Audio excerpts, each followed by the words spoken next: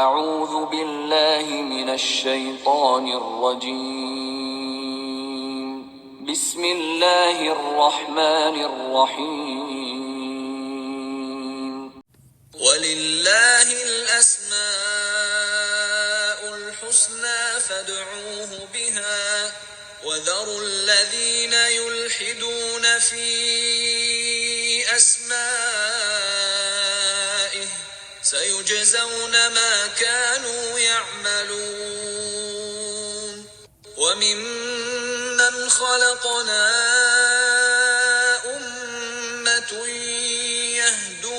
بالحق وبه يعدلون والذين كذبوا بآياتنا سنستدرجهم من حيث لا يعلمون۔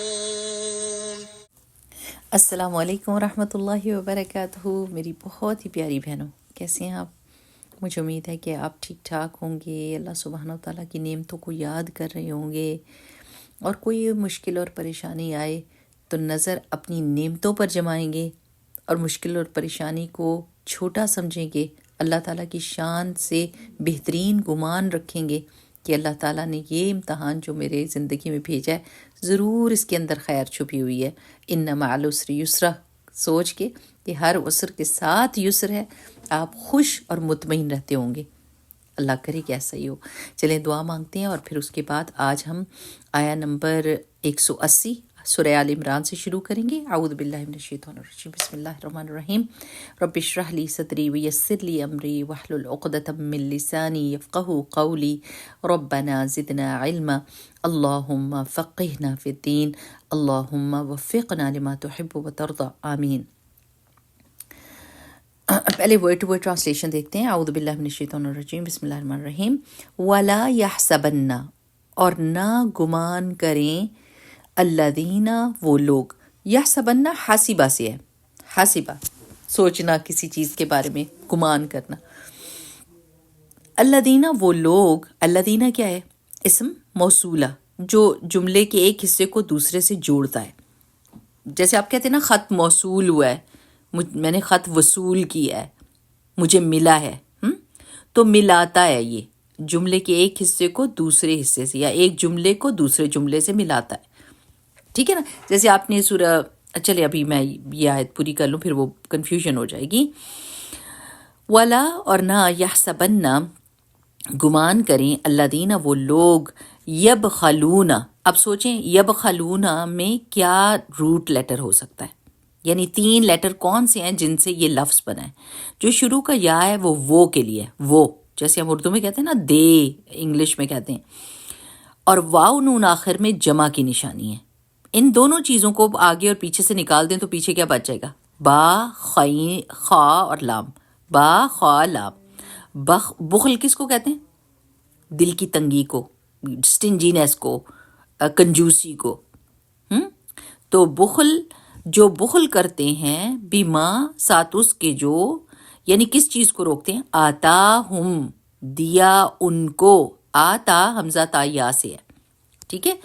آتا یؤتی، دینے کو کہتے ہیں، دیا ان کو، ہم جو ہے نا وہ ضمیر ہے، ضمیر کہتے ہیں پروناؤن کو۔ جیسے آپ کسی کے نام کی جگہ پر یوز کر لیتے ہیں، جیسے کوئی عورت ہے تو آپ کہتے ہیں شی، اور جب کوئی آدمی کی بات کرے تو اس کا نام نہیں لیتے تو آپ کہتے ہیں ہی، انگلش میں کہتے ہیں نا، تو یہ پروناؤنز ہوتے ہیں نا، نام کی جگہ جو بھی آپ استعمال کرتے ہیں وہ پروناؤن ہو جاتا ہے۔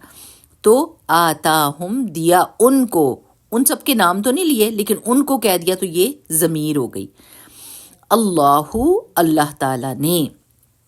اب اگر کسی بھی اسم کے آخر میں یہ ضمہ لگی ہو نا، یہ جو پیش جس کو کہتے ہیں آپ، تو وہ جملے میں کام کرنے والا ہوتا ہے، فاعل ہوتا ہے۔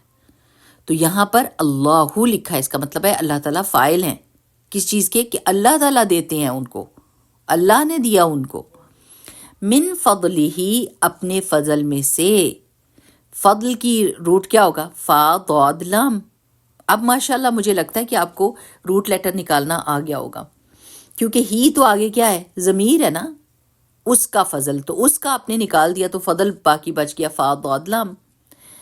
ہوا کہ وہ خیرن بہتر ہے خواہ یا را سے لہم ان کے لیے، بلکہ بل کیا کرتا ہے پچھلی چیز کو ڈینائی کرتا ہے، اگلی چیز کو کنفرم کرتا ہے کہ سچ تو اب آ رہا ہے، بلکہ ہوا وہ شر ہے شین را سے شر ہے لہم ان کے لیے، سا ان قریب عربی میں ایک لیٹر کا بھی مطلب ہوتا ہے، ایک لیٹر کا بھی پورا مطلب ہے سا ان قریب، سون یطوقون، طا واو قاف سے ہے، توق کہتے ہیں گلے میں جو لوہے کا کڑا ڈالا جاتا ہے نا، اس کو توق کہتے ہیں۔ اگر کبھی آپ نے دیکھا ہو کسی ڈاکیومنٹری میں کہ پرانے زمانے میں جب کسی کو غلام بناتے تھے تو کیا کرتے تھے، ان کے گلوں کے اندر توق ڈالتے تھے، جیسے گائے بھینس بکری کے گلے میں ڈالا جاتا ہے، تو اس وقت گلے میں جو توق ہوتا ہے نا لوہے کا، اس کو کہتے ہیں۔ وہ عنقریب توق ڈالے جائیں گے ما بخلو، اس چیز کا جو انہوں نے بخل کیا، جس چیز کا انہوں نے بخل کیا ہے تو یہ ان کو اسی چیز کے ساتھ توق ان کا بنا دیا جائے گا، اس کا گلے کا پٹا بنا دیا جائے گا، بھی ساتھ اس کے یوم القیامہ قیامت کے دن۔ وَلِلَّهِ، اور اللہ ہی کے لیے ہے، میراث کس سے، واو راثا سے، ورثہ یریثو کیا ہوتا ہے، یعنی جو جس چیز کا مالک ہو، وارث کون ہوتے ہیں، وہ مال جو کوئی چھوڑ جاتا ہے تو اس کے وارث بن جاتے ہیں، وہ اس کے مالک بن جاتے ہیں، تو اللہ وارث ہے، اللہ کی میراث ہے، اللہ ہی کے پاس کی واپس جانی ہے کیا چیزیں، السماوات والارض، اللہ وارث ہے آسمانوں اور زمینوں کا، سب مر جائیں گے اور یہ چیزیں کس کی ہیں، کس کے پاس پلٹیں گی، کس کی ملکیت ہوں گی، اللہ کی، ابھی بھی ہیں اور اس وقت بھی ہوں گی۔ واللہ، اور اللہ تعالیٰ، بما ساتھ اس کے، تعملون جو تم عمل کرتے ہو۔ اب دیکھیں تعملون، ٹھیک ہے، یہ ایک ورڈ ہے، میں نے آپ کو کیا کہا ہے، آخر میں واو نون یا نون کیا ہوتے ہیں، جمع کی نشانی ہوتی ہے، اس کو نکال دیں، ٹھیک ہے، واو نون کو نکال دیں۔ شروع میں تا تم کے لیے ہے، وہ بھی ضمیر ہے نا، ٹھیک ہے نا، نام کی جگہ تا استعمال ہوا ہے، تم اس کو بھی نکال دیں، بیچ میں کیا رہ گیا، عین میم لام، یہ اس کا روٹ لیٹر ہے، ٹھیک ہے، ایکسٹرا لیٹرز ادھر ادھر سے ہٹائیں گے تو آپ کو روٹ لیٹر مل جائے گا۔ تعملون، تم عمل کرتے ہو، خبیر خبر رکھنے والا ہے، اب اس کا روٹ لیٹر کیا ہوگا، خا با را، خبر، ٹھیک ہے نا۔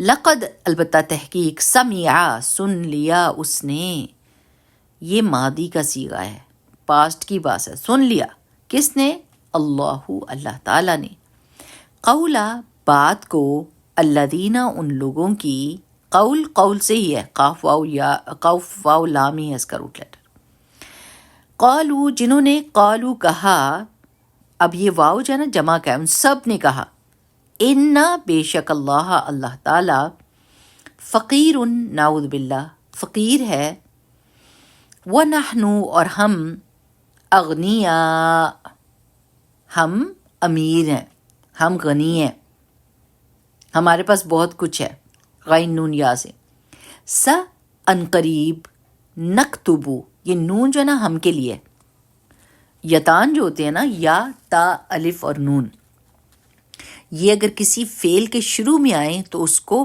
پریزنٹ یا فیوچر ٹینس بنا دیتے ہیں، مضارع بنا دیتے ہیں، تو نکتبو مضارع ہے، ہم لکھ لیں گے، ان قریب ہم لکھ لیں گے، ما قالو، جو انہوں نے کہا، یا لکھ رہے ہیں، پریزنٹ بھی ہو سکتا ہے، فیوچر بھی ہو سکتا ہے، وَقَتْلَهُمْ، اور ان کا قتل کرنا، الانبیاء، انبیاء کو، انبیاء نبی کی جمع ہے، نبی نون با حمزہ سے آیا ہے، نبا کا مطلب ہوتا ہے اہم خبر، اور نبی کون ہوتا ہے، جو اہم خبر دیتا ہے، اور نبی کی جمع کیا ہے، انبیاء، جو انہوں نے قتل کیا انبیاء کو، بغیر حق، بغیر کسی حق کے، بغیر کسی وجہ کے، وَنَقُولُ، اور ہم کہیں گے، اب پھر دیکھیں نون کس کے لیے آیا ہے، ہم کے لیے، ٹھیک ہے، یہ کیا کرتا ہے، مضارع بنا دیتا ہے فعل کو، جو بھی ورب ہے اس کو مضارع بنا دیں. نقولو ہم کہیں گے، ذوقو چکھو. یہ امر کا صیغہ ہے. امر کا صیغہ کا مطلب ہے اٹس اے کمانڈ، آرڈر دیے جائیں گے. کیا؟ ذوقو، سب کے سب چکھو. عذاب الحریق، عذاب جلنے کا. ہا را قاف سے ہے، حریق جلنے کا عذاب. ٹھیک، چلیے اب اس کی ہم تفسیر دیکھ لیتے ہیں. پہلے رننگ ٹرانسلیشن دیکھ لیں. جن لوگوں کو اللہ تعالیٰ نے اپنے فضل سے مال و دولت عطا کی ہے پھر وہ اس میں بخل کرتے ہیں، قطعاً وہ یہ نہ سمجھیں کہ یہ بخل ان کے حق میں اچھا ہے، بلکہ یہ ان کے لیے بہت برا ہے. جس چیز کا وہ بخل کرتے ہیں قیامت کے دن وہی چیز ان کے گلے کا طوق بن جائے گی. اور آسمان اور زمین کی میراث تو اللہ ہی کی ہے، اور جو کچھ تم کرتے ہو اللہ اس سے باخبر ہے. یقیناً اللہ تعالیٰ نے ان لوگوں کی بات سن لی جنہوں نے کہا تھا کہ اللہ تو محتاج ہے اور ہم غنی ہیں، نعوذ باللہ. اور جو کچھ انہوں نے کہا ہے اسے ہم لکھ رکھیں گے، اور جو وہ انبیاء کو ناحق قتل کرتے رہے وہ بھی لکھ رکھا ہے. ہم قیامت کے دن ان سے کہیں گے کہ آپ جلا دینے والے عذاب کا مزہ چکھو. اگلی بھی آیت کر لیتے ہیں کیونکہ وہ اسی کے ساتھ جڑی ہوئی ہے. ذالک، یہ بما بوجہ اس کے جو قدمت آگے بھیجا، قدم یقدم تقدیم آگے بھیجنا، ایدیکم تمہارے اپنے ہاتھوں نے، ید کی جمع ہے ایدی. وَأَنَّ اور بے شک اللہ تعالیٰ لیسا نہیں ہے بظلام ظلم کرنے والا للعبید اپنے بندوں کے ساتھ. عبید عبد کی جمع ہے. اور اس کا رننگ ٹرانسلیشن کیا ہے؟ یہ تمہارے اپنے ہاتھوں ہی کی کمائی ہے اور اللہ یقیناً اپنے بندوں پر ظلم نہیں کرتا. اب اس کی تفسیر دیکھتے ہیں کہ بخل اللہ سبحانہ تعالیٰ کو ناپسند ہے. ہمارا دین اس چیز پر بیسڈ ہے، رسول اللہ صلی اللہ علیہ وسلم کا اسوہ حسنہ اس پر بیسڈ ہے کہ دینے والے کو اللہ تعالیٰ پسند کرتا ہے. اللہ تعالیٰ خود دینے والا ہے. آپ کے چھوٹے چھوٹے اعمال کے اوپر اتنے بڑے بڑے اجر دیتا ہے اللہ تعالیٰ. جیسے آپ سبحان اللہ و بحمدہ سبحان اللہ العظیم 100 دفعہ فجر کی نماز کے بعد پڑھتے ہیں تو گناہوں کی معافی کا اعلان ہے کہ پہاڑ جتنے بھی گناہ ہوں گے، سمندر کی جھاگ جتنے گناہ ہوں گے تو معاف ہو جائیں گے. کتنا چھوٹا سا عمل کیا آپ نے، 2 منٹ 3 منٹ لگائے لیکن اس کے اوپر اتنا بڑا اجر. تو اللہ سبحانہ تعالیٰ دینے والا ہے. آپ چھوٹا سا صدقہ کرتے ہیں، اس کے بدلے میں اللہ تعالیٰ آپ کو رزق میں برکت دے دیتا ہے، فراوانی دے دیتا ہے، رحمتیں کرتا ہے. اور آگے بھی اگر آپ کی نیت خالص ہوئی تو آگے والے جہان میں تو آپ کو ایسا ملے گا کہ جیسے حدیث میں آتا ہے کہ اللہ سبحانہ تعالیٰ چھوٹے سے صدقے کو اس طرح پالتا ہے جیسے آپ اپنے بچڑے کو پالتے ہو، چھوٹے سے گائے کے بچے کو پالتے ہو، جو بڑا ہو جاتا ہے وہ لاکھوں کا ہو جاتا ہے.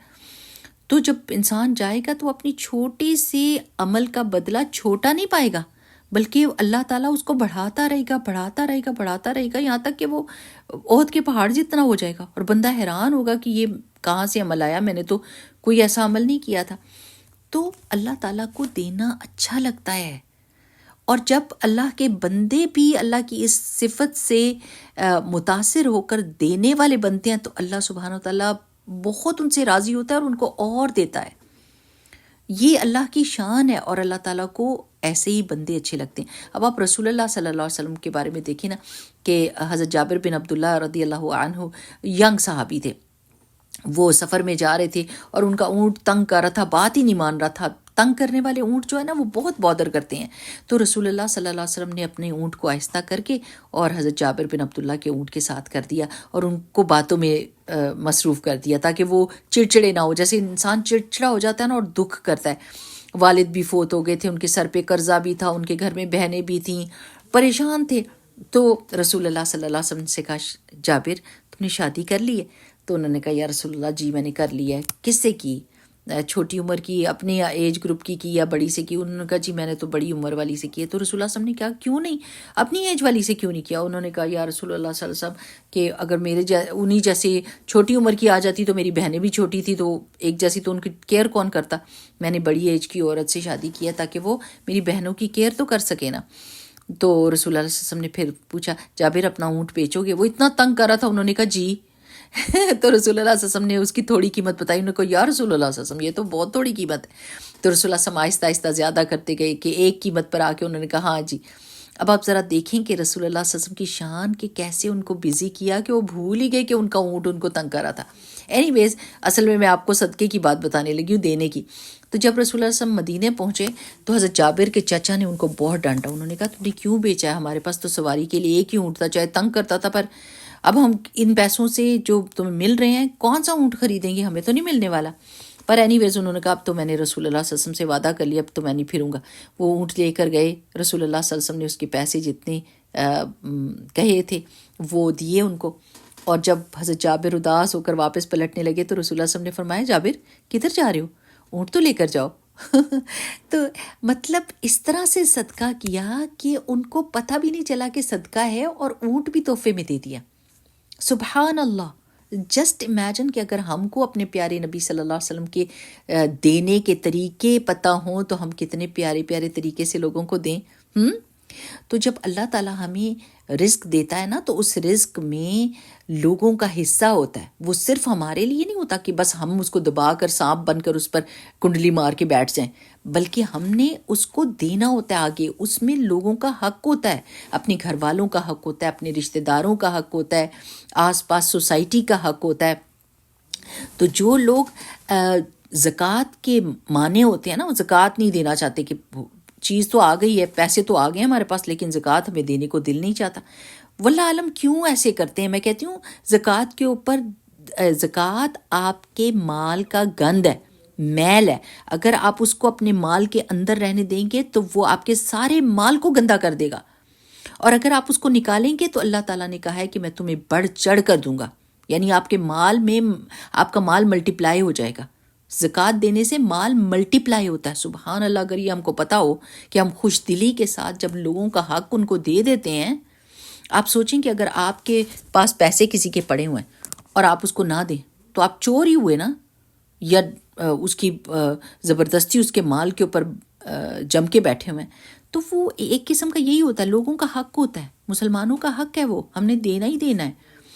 تو ابو ہریرہ رضی اللہ تعالیٰ عنہ سے روایت ہے کہ جس شخص کو اللہ تعالیٰ مال عطا فرمائے، یعنی وہ صاحب نصاب ہو گیا ہے، 7.5 تولے سونا ہے اس کے پاس، یا 52 تولے چاندی ہے، یا اس کے برابر کی کچھ پیسہ ہے جو سارا سال اس کے پاس رہا ہے، اور پھر وہ اس پر زکوٰۃ نہ ادا کرے، تو قیامت کے دن اس کا مال ایک گنجے سانپ کی شکل میں ہوگا، جس کی آنکھوں پر 2 کالے نقطے ہوں گے. وہ سانپ اس کے گلے کا توق بن جائے گا اور اس کی دونوں باچھیں پکڑ کر، یعنی منہ کے سائڈ پکڑ کر کہے گا میں تیرا مال ہوں، میں تیرا خزانہ ہوں.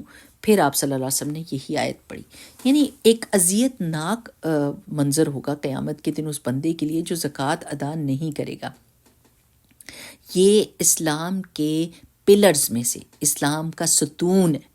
اس کا انکار بھی نہیں کوئی کر سکتا، اور نہ ہی اس سے کوئی بچ سکتا ہے اگر وہ صاحب نصاب ہے. یہ ضرور سمجھنا ہے کہ صاحب نصاب ہونا ضروری ہے، کہ جس کے پاس اتنا مال ہے اور وہ پورا سال پڑا رہا ہے. اگر مال نکل جاتا ہے، چلا گیا، خرچ ہو گیا، تو پھر اس مال کے اوپر نہیں ہوتا زکوٰۃ.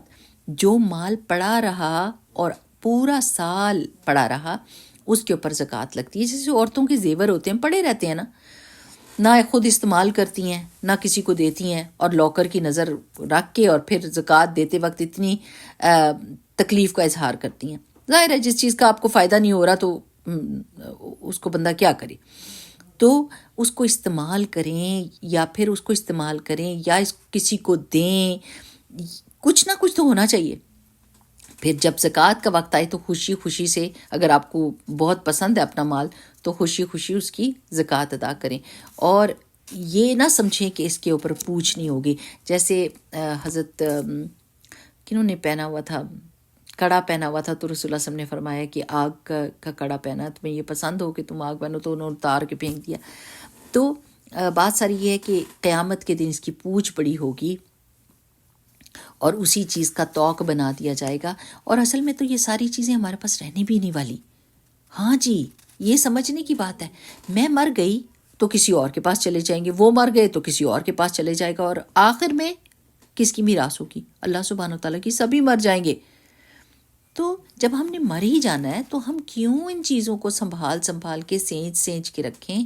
ان کا ہم کو کیا فائدہ ہے؟ ہمیشہ سوچا کریں مجھے فائدہ کیا ہے. اور یہ یاد رکھیں کہ ان چیزوں پہ پوچھ ہوگی، اس لیے ان کا حساب کتاب لگانا بہت ضروری ہے. اور یہ کہ آخر میں تو سب چیزیں اللہ تعالیٰ کی پاس ہی چلی جائیں گی، اور اللہ تعالیٰ جانتا ہے جو تم عمل کرتے ہو۔ اکثر و بیشتر ابھی آپ نے سنا ہوگا کہ کچھ شوہر جو ہیں جب ان کے پاس مال زیادہ ہوتا تو عین زکوٰۃ کے آنے کے وقت میں وہ اپنے اکاؤنٹ میں سے نکال کے بیوی کے یا بچے کے ٹرانسفر کر دیتے ہیں تاکہ ان کو زکوٰۃ نہ ادا کرنی پڑے۔ کتنی بڑی بے وقوفی ہے کہ اللہ تعالیٰ نہیں جانتا کہ آپ کیا ٹرک کر رہے ہیں۔ ہم کو یہودیوں کی طرح تو نہیں ہے نا کہ ہم سبت کے دن میں جو ہے نا وہ مچھلیاں پکڑیں، فرائیڈے والے دن جال لگا دیں اور سیٹرڈے کو پکڑ کے گئے۔ ہم نے تو سیٹرڈے کو کچھ بھی نہیں پکڑا۔ ہم کو یہودی تو نہیں ہے، انہوں نے یہ اس طرح کی ٹرکس کی تھی، ہم تو نہیں کرتے۔ ہم تو مسلمان ہیں، ہمیں پتہ ہے کہ ہمارے دل کے اندر چھپا ہوا راز بھی اللہ تعالیٰ جانتا ہے۔ تو میری پیاری بہنوں، یہ بہت ضروری ہے۔ اور یہودیوں نے کیا کہا تھا کہ اللہ تعالیٰ ہم سے کیوں صدقہ مانگتا ہے؟ اللہ تعالیٰ کے پاس خود نہیں ہے کچھ، نعوذ باللہ۔ یعنی اپنا مال ان کو اتنا پسند تھا کہ زکوٰۃ دینے کو بھی دل نہیں چاہتا تھا، صدقہ کرنے کو بھی دل نہیں چاہتا تھا، اور کہتے تھے اللہ کر دے صدقہ ان کے اوپر، ہم سے کیوں کرواتا ہے؟